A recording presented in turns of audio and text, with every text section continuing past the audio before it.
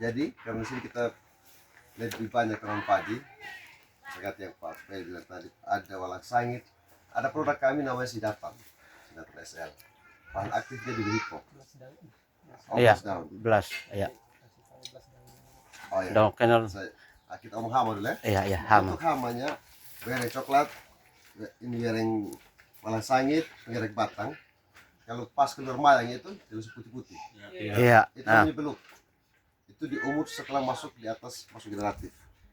Waktu di awal-awal persemaian itu namanya beluk. Kalau ada ciri-ciri kuku putih pagi atau sore, kuku putih itu udah bertelur sudah.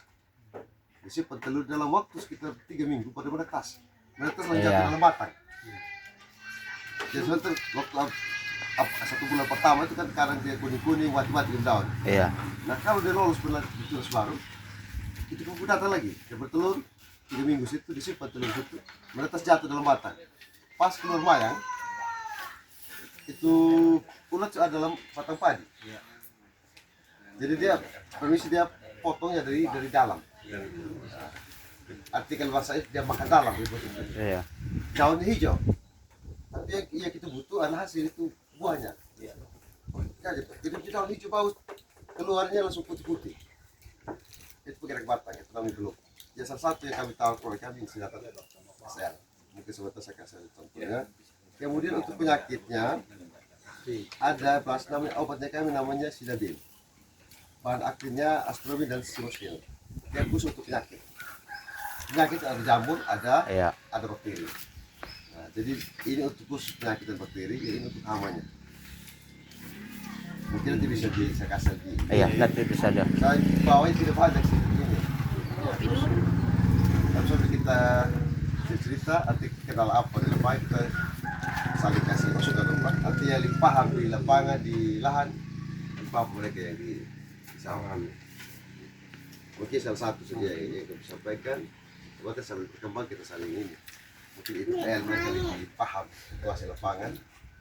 Kalau kami ini dapat obatnya, cara penggunaannya juga. Artinya kita waktu penyemprotan diusahakan batas jam 10 pagi. Sore lagi batas jam dari jam 3 sampai jam 3 sore. Itu untuk yang bahan aktif yang sistemik. Iya. Tapi kalau kontak mau tengah malam ada hama itu kepas. Tapi kalau dia cara kerjanya sistemik susah. Kalau di atas jam 10 dia menguap nanti obatnya. Hilang obatnya. Nah kalau lewat dari jam 5 kan ada embun. Dia embun itu yang ikat itu obat. Nah waktu pagi jatuh sudah dia yang keluar itu obat. Gitu. Iya. Kalau yang kontak ada hama situ semprot mati. Tumbang dia. Nah kalau macam itu penggerak batang itu kan di dalam. Seperti obat yang sistem kontak, karena dia kan di dalam sembunyi. Makanya disarankan pakai yang terkait sistemik. Jadi merasa pal-pal dari daun dia turun ke bawah.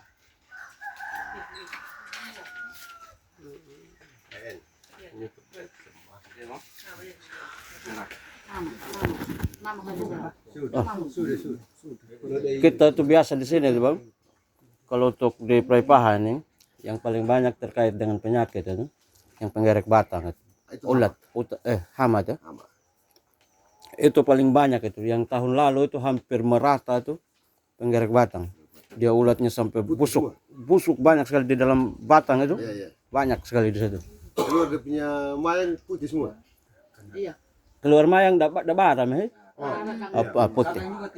Kadang tidak ada isi. Maksudnya waktu di keluar pertama gejala putih-putih dulu. Putih. Iya. Kadang dia tidak isi lagi itu. Karena sudah kalau cabut begini terus.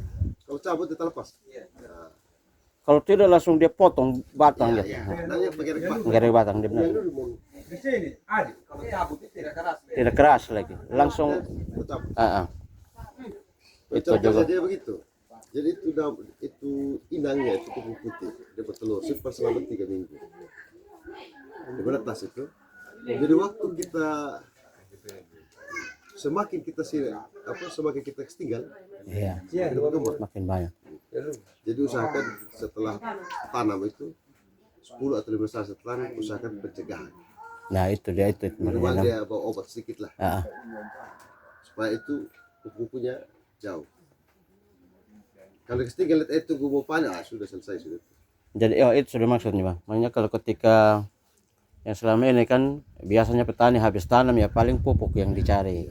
Selain itu ketika ada yang macam hama atau penyakit itu ketika terjadi dulu baru mulai dikendalikan bang.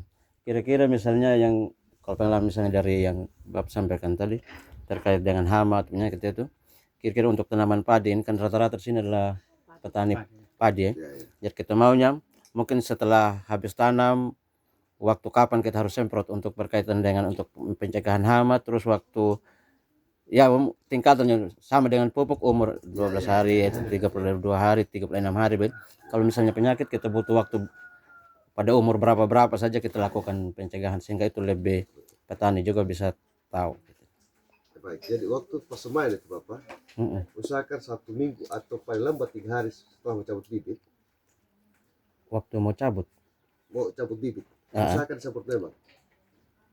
Paling lambat 1 minggu atau 3 hari sebelum cabut.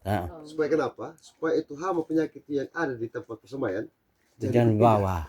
Iya, betul. Kemudian penanganannya lebih gampang karena hanya lebih sedikit. Iya. Nah, kalau sudah cabut tidak lakukan semprot 1 hektar Pak 10 petak kena semua. Tangki. Itu ya. Pencegahan. Iya.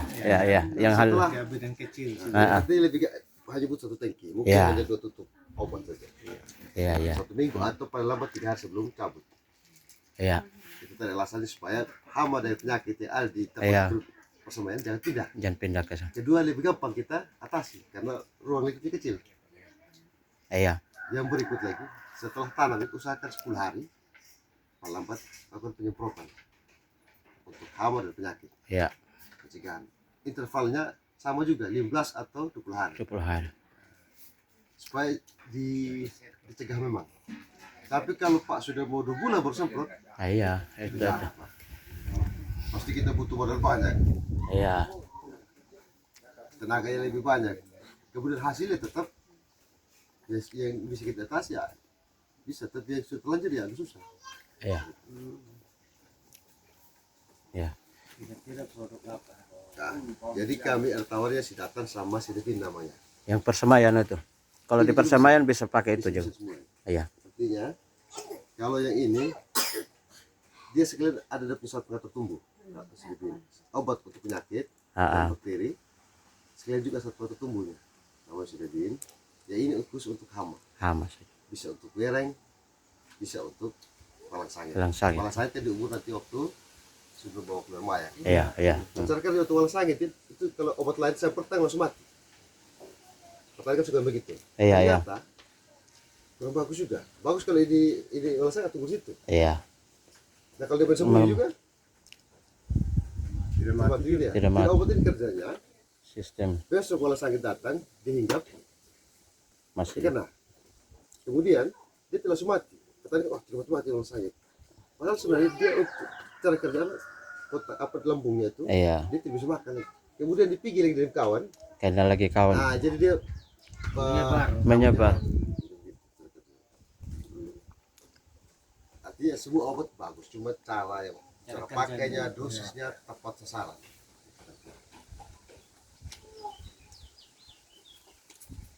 Ya, malah ini Bapak Adam. Dia menuhin lewai.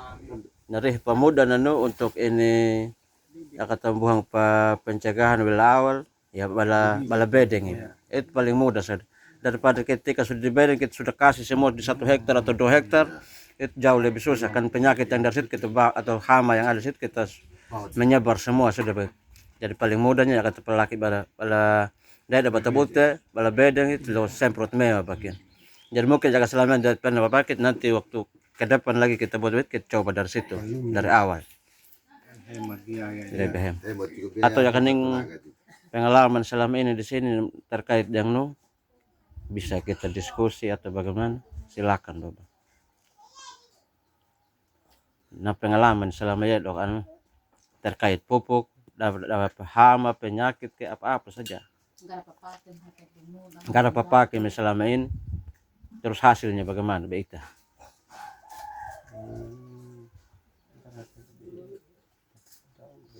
Mau pesan cairan itu dulu ya. Sambil itu sambil lanjut yang Iya. hasil. Nanti kita diskusi lebih lanjut lagi Pak ya. Iya ya, silakan. Izin Pak Yuri. Selamat siang Bapak Ibu. Sambil Terima kasih atas waktunya. Yang terhormat Bapak PPL, Ibu PPL, Ketua Kelompok Tani beserta anggotanya, terima kasih atas kedatangannya. Mohon maaf kita mengganggu waktunya siang-siang bolong seperti ini, sepertinya anaknya tidur ya. Tidak. Iya. Jadi kedatangan saya, sebelumnya saya perkenalkan diri dulu, gampang Oh. diingat Bapak Ibu, nama saya Sony. Nama elektronik ya Pak ya. Jadi gampang diingat. Saya tenaga agronomis pembeli uji tanah di PT Pupuk Indonesia. Jadi wilayah kerja saya NTB-NTT Pak. Keliling terus untuk mengedukasi petani di tanah ini cocoknya pakai pupuk apa sih sesuai dengan hasil uji tanahnya. Makanya sebelum kita sosialisasi seperti ini, kami itu langsung turun ke tanah dulu, ke lahan, ngambil sampel, baru kita uji tanah. Nanti dari hasil uji tanah ini, inilah sebagai dasar untuk melakukan rekomendasi. Cocoknya ke depan itu pakai pupuk apa dan dosisnya berapa. Nah itu kita sampaikan nanti. Nah tahun ini Bapak Ibu cukup berat yang kami di lapangan karena tambahan alokasi pupuk subsidi ini 2 kali lipat sampai 9,5 juta ton ya Pak Yuri. Nah ini saya kenalkan teman saya juga Pak Yuri, ini asli putra daerah sini Bapak Ibu. Dari Sumba, beliau yang mengawasi pupuk subsidi di Sumba Timur. Ya. Nah tadi makanya beliau mengatakan di sini itu ada beberapa masalah, makanya mungkin susah mendapatkan pupuk subsidi ya. Sebenarnya alokasinya sangat melimpah Bapak Ibu. Iya. Di Indonesia itu 9,5 juta ton, cukup banyak. Cuman mungkin ada beberapa kendala di masing-masing wilayah itu yang belum kita bisa selesaikan, termasuk mungkin nanti yang sering kami dapati di lapangan itu petani itu kadang namanya tidak terdaftar, kemudian namanya tidak sinkron juga dengan yang di Dukcapil, tidak connect. Nah itu salah satu PR kita juga di atas, bagaimana caranya, karena sekarang pemerintah kita apalagi Kementerian Pertanian Pak Jokowi itu lebih mengedepankan digitalisasi. Kalau dulu kita tebus pupuk subsidi harus pakai yang manual ya, bawa fotokopi KTP. Kalau sekarang ini cukup bawa KTP saja, kemudian difoto, tanda tangan. Nah karena sistem digitalisasi ini yang lebih maunya yang lebih murah dan mudah, yang namanya digitalisasi pasti ada kekurangannya Bapak Ibu. Nah itu sedang kita evaluasi juga di atas. Nah tahun ini kita akan membuat peta kesuburan tanah Bapak Ibu. Jadi seluruh Indonesia, tim kami yang seperti saya ini sedang turun ke lapangan masing-masing kecamatan ngambil sampel tanah supaya menciptakan pertanian berkelanjutan nanti ke depannya. Jadi di desa Prai Paha Paha. ini cocoknya pakai pupuk apa, dosisnya apa, kemudian jenisnya apa, itu nanti keluar dari rekomendasi dari hasil uji tanah. Barangkali itu Bapak yang saya sampaikan untuk pengantar. Kemudian kedua, kami juga membawa sampel pupuk ini, ada yang subsidi, ada yang non subsidi. Nah, untuk yang subsidi ini yang kita bawa ada 2 sampel. Sebenarnya ada 2 jenis subsidi lagi. Ada pupuk NPK formula khusus, NPK Iya. pelangi. Tapi itu khusus untuk tanaman perkebunan, kakao. Kakao. Di sini tidak ada kakao kan Bu ya? Tidak ada. Saya tidak keluarkan. Jadi cukup. Iya, tidak ada alokasi juga ya? Tapi kami di gua ada alokasi. Oh ada 5 ton. Ada Pak. Ya, jadi yang saya bawa ini yang ini saja. Yang keempat itu ada namanya petroganik. Ya. Itu pupuk organik. Jadi kalau saya lihat tekstur tanahnya di bawah ini cocoknya harus ditambahkan petroganik itu. Organik yang banyak Bapak Ibu. Apalagi di atasnya hitam, Di terus bawahnya bawahnya kapur. Waduh, itu harus organik yang banyak. Jangan sekali menggunakan urea berlebihan. Alhasil ada yang marah? Tidak. Alhasil Bapak Ibu, kalau kita penggunaan urea berlebihan, nah itu hama penyakit yang banyak, belas daun, ya, ular penggerek batang, itu banyak sekali. Karena sifatnya nitrogen ini Bapak Ibu, dia itu lebih ke pembentukan jaringan yang kadar airnya tinggi, sehingga suka sekali, apalagi hijau. Hama penyakit itu suka sekali yang hijau. Ya, maka kita harus imbangkan NPK yang lebih banyak daripada penggunaan urea. Bahkan dari hasil uji tanah nanti saya sampaikan di sini Bapak Ibu, urea itu harus disandingkan dengan pupuk yang ada kandungan sulfurnya, contohnya ZA. ZA ini Bapak Ibu sama seperti urea. Urea itu bisa dilihat kandungannya apa Bapak Ibu? Tinggal dibaca N. N. Nitrogen 46%. Ya. Kalau ZA sama ada nitrogen N tapi 21% sedikit. Yang banyak itu apa? Sulfur. Yang banyak itu sulfur 24%. Nah, ini sulfur ini cocok untuk tanah-tanah yang biasanya susah kering, kemudian ketika dipupuk pakai urea dia tanamannya menjadi merah. Nah, itu membutuhkan sulfur di tanah itu Bapak Ibu. Ya, makanya di sini dari pH tanah yang kita uji tanah di sini itu warnanya ada di sini Bapak Ibu. Ya. Nah, jadi kalau kita uji tanah itu yang paling penting kami uji itu adalah pH tanah dulu. Karena pH tanah ini indikator kesehatan tanah. Ya. Jadi kalau pH-nya tidak netral, tidak berwarna hijau muda seperti ini atau skalanya 6 sampai 7, itu artinya tanahnya perlu kita benahkan dulu. Kalau warnanya merah sampai warna oranye seperti ini Bapak Ibu, ini sudah masam. Ya, maka kondisi seperti ini harus kita tambahkan kapur pertanian. Tapi kenyataannya di sini di lahan Bapak Ibu yang di bawah ini, kapur pertaniannya sudah terlalu banyak. Ya, kapur pertanian sudah banyak. Kondisinya ada di sini, pH-nya tinggi, pH basah namanya. Nah, bisa dilihat Ibu warnanya? Ya. Nah, jadi ini rata-rata kita temukan juga sama dari 3 sampel itu, ya, hijau agak pekat dia seperti ini, artinya pH-nya tinggi, banyak kapur. Maka untuk menurunkan kadar pH tinggi tadi itu kita membutuhkan sulfur namanya, ada di ZA ini, ya, ada di ZA 24%. Jadi kalau Bapak Ibu mau tanahnya sehat harus pakai ZA. Urea bisa juga tapi tidak menyehatkan tanah. Dia hanya untuk di tanamannya saja. Dan kalau berlebihan apalagi airnya terus menggenang, nah kuning dia. Hati-hati ketika kuning dikira itu penyakit, padahal itu dari media tanahnya. Paham Bapak Ibu? Iya. Ya, jadi nanti Bapak Ibu penggunaan pupuk ZA ini kalau di desa Praipaha ini saya rekomendasikan harus ada, terutama di pemupukan pertama ini dicampur pakai NPK. Nah, nanti baru pemupukan kedua Bapak Ibu baru menggunakan urea NPK. Paham Bapak Ibu? Paham. Nah, dosisnya nanti saya jelaskan. Nah, itu ada satu parameter yang kami uji. Kemudian yang kita uji juga kandungan nitrogen. Nah, nitrogen di sini Bapak Ibu, nitrogennya tinggi di sini. Penggunaan ureanya masih dikatakan tinggi. Ya. Ditambah lagi air terus menggenang. Nah, ini nitrogen ini tidak sepenuhnya diserap oleh tanaman. Kenapa? Karena tanahnya memang masih sakit. Ya, tanahnya masih basah, pH-nya tinggi. Ibarat badan kita Bapak Ibu. Nah, ini kalau kita sakit demam misalkan ya. Demam ini enak enggak kita makan? Enggak enak. Jadi kita sehatkan badan kita baru enak kita makan. Paham Bapak Ibu? Iya. Nah, jadi yang ingin kita sampaikan di sini bagaimana caranya kita merawat tanah ini. Ya, yang kedua silakan diserap pupuk subsidi ini karena jatah pupuk subsidi ini Bapak Ibu ini banyak. NTT sampai semester 2 ini Pak Yuri mohon izin penyerapannya untuk pupuk subsidi kita ini masih di bawah 50%, masih sangat rendah. Akibatnya apa Bapak Ibu? Kedepannya tahun depan ini pasti berkurang nanti jatah Bapak Ibu. Pasti itu. Karena akan dievaluasi nanti di akhir tahun.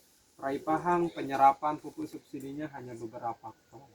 Misalkan dia butuhnya hanya 5 ton misalkan, tapi yang dialokasikan itu 7 ton, berarti ada 2 ton yang tidak terserap. Artinya pemerintah itu nanti akan evaluasi Praipahang ini hanya 5 ton butuhnya.